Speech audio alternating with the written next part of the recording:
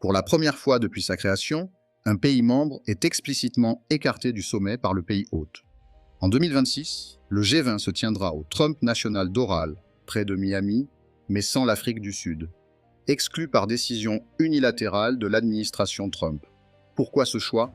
Que révèle-t-il du rapport de force entre Washington et Pretoria, mais aussi de la fragilité des institutions multilatérales? Dans cette vidéo, DocuDécryptage revient en profondeur sur cette rupture diplomatique et ses conséquences pour l'Afrique et pour l'ordre international.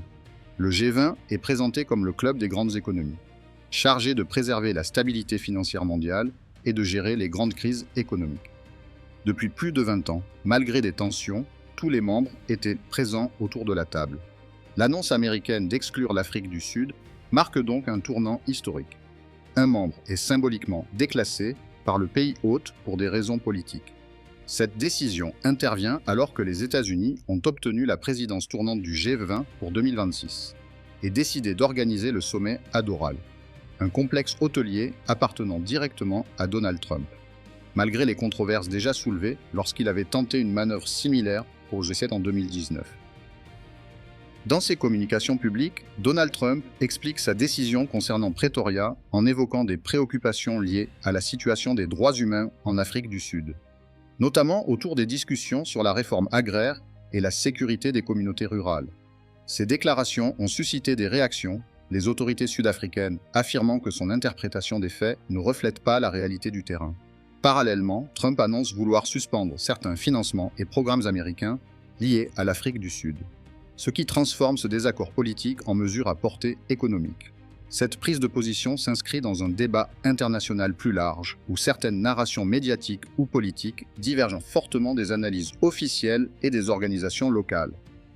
Ce geste ne tombe pas du ciel. Depuis le retour de Trump à la présidence en 2025, les relations entre Washington et Pretoria se sont dégradées à grande vitesse.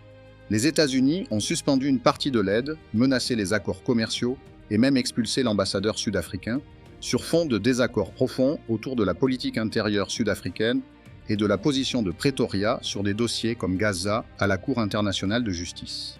Lors d'une rencontre très tendue à la Maison-Blanche, Trump a déjà affronté publiquement Cyril Ramaphosa sur la question des terres et des attaques contre les fermiers, allant jusqu'à brandir la thèse d'un génocide des Afrikaners. Cette séquence a montré que la relation bilatérale entrait dans une zone de confrontation ouverte. Le sommet précédent, organisé en Afrique du Sud, a été un autre moment de rupture. Les États-Unis ont choisi de ne pas envoyer de délégation officielle, invoquant, encore une fois, la situation interne sud-africaine. À la fin de la réunion, Washington aurait demandé que la cérémonie de transfert de présidence se fasse non pas avec le président Ramaphosa, mais avec un simple représentant de l'ambassade américaine, ce que Pretoria a vécu comme une humiliation volontaire. En réaction, l'Afrique du Sud a organisé la cérémonie de passation dans les locaux de son ministère des Affaires étrangères, en l'absence des États-Unis.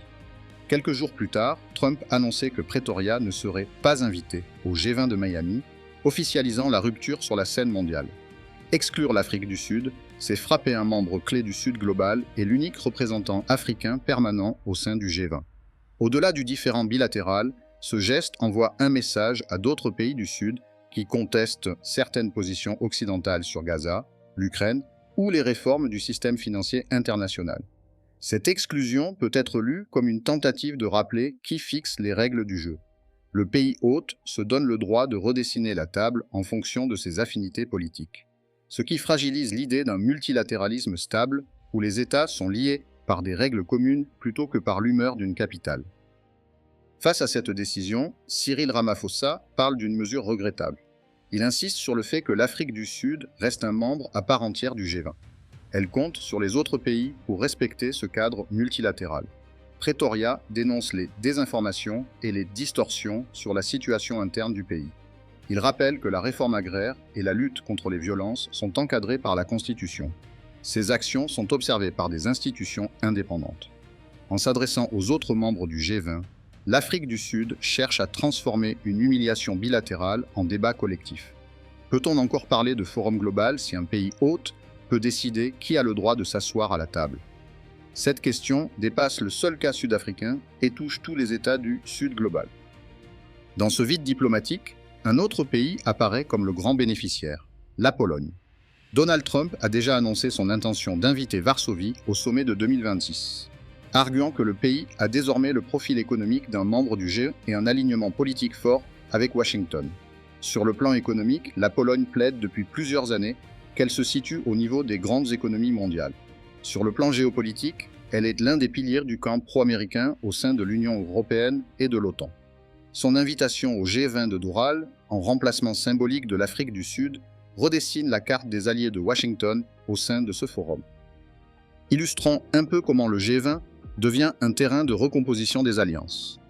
Je suis membre du G20 depuis 2010, représentant l'Afrique du Sud, le seul pays africain permanent. En tant que puissance clé d'Afrique australe, je joue un rôle de leader au sein des BRICS et de l'Union africaine. Cependant, mes relations avec Washington se sont détériorées depuis 2025, avec des sanctions et une aide suspendue. De l'autre côté, la Pologne, un invité potentiel pour 2026, n'est pas membre du G20. Elle est considérée comme un pilier de l'Est européen, aligné sur les États-Unis et l'OTAN. La Pologne bénéficie d'une alliance stratégique renforcée, avec une convergence sur la sécurité et la politique étrangère. Le narratif utilisé par Trump à mon égard évoque des accusations de persécution contre les Blancs et critique la réforme agraire. En revanche, la Pologne est perçue comme un partenaire fiable, avec une économie montante et un allié fidèle. Ce face-à-face illustre comment le G20 devient un terrain de recomposition des alliances.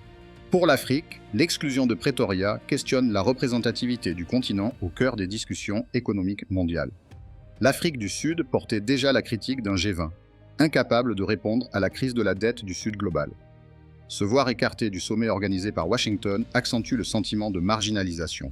Cette tension pourrait renforcer d'autres espaces, comme les BRICS élargis ou les sommets Afrique-Asie. Si les forums occidentaux ferment la porte, certains pays africains pourraient accélérer leur basculement vers des cadres alternatifs. En interne, le G20 sort affaibli. Si un pays membre peut être écarté selon la décision unilatérale d'un autre, cela ouvre la voie à d'autres exclusions à l'avenir. Les États pourraient alors considérer le G20 moins comme une institution stable que comme une extension de la politique intérieure du pays qui l'accueille. Ce précédent pose une question centrale. Comment le G20 peut-il prétendre gérer des crises globales comme la dette, le climat ou les inégalités ?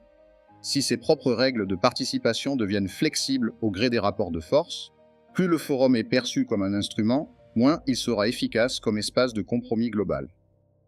L'exclusion de l'Afrique du Sud du G20 2026 n'est pas qu'un simple incident diplomatique entre Washington et Pretoria. C'est un révélateur du moment géopolitique actuel, une Amérique trumpiste prête à politiser jusqu'aux institutions économiques. Un Sud global en quête de reconnaissance et un système multilatéral fragilisé par les rivalités de puissance. Dans les prochains mois, la question ne sera pas seulement de savoir qui siégera à la table de Miami, mais si le G20 lui-même restera un lieu crédible pour traiter les crises du XXIe siècle. L'attitude des autres membres face à ce précédent, soutien, silence ou contestation, dira beaucoup de l'avenir de l'ordre international. Si ce décryptage vous a éclairé, pensez à vous abonner, liker et partager cette vidéo. Vos commentaires sont les bienvenus. Cette exclusion de l'Afrique du Sud est-elle un simple bras de fer bilatéral ou le signe d'un basculement plus profond du système international ? À très vite sur DocuDécryptage.